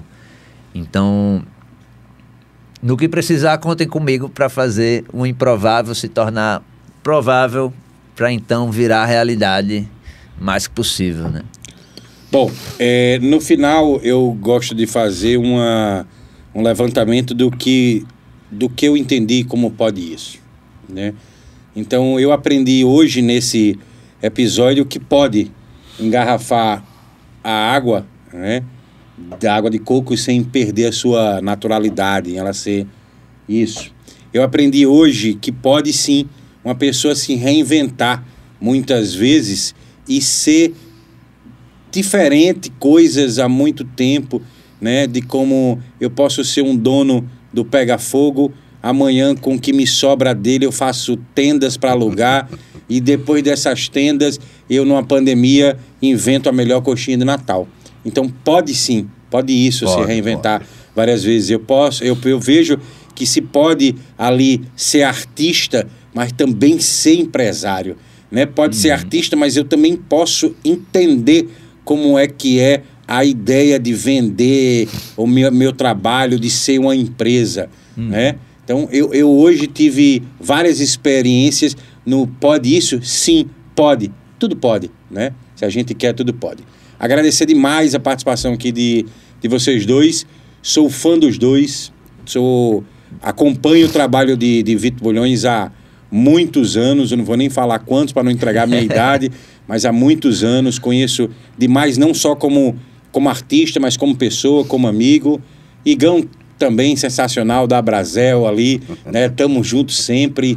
É um cara que eu admiro também pela sua irreverência, sua forma de ser, natural como essa água de coco, né? Sem misturar nada. Ele é esse cara. Então, muito obrigado. Foi muito bom ter feito esse episódio com vocês. E a vocês de casa, espero o próximo episódio, porque melhor do que esse vai ser difícil, mas vamos ver.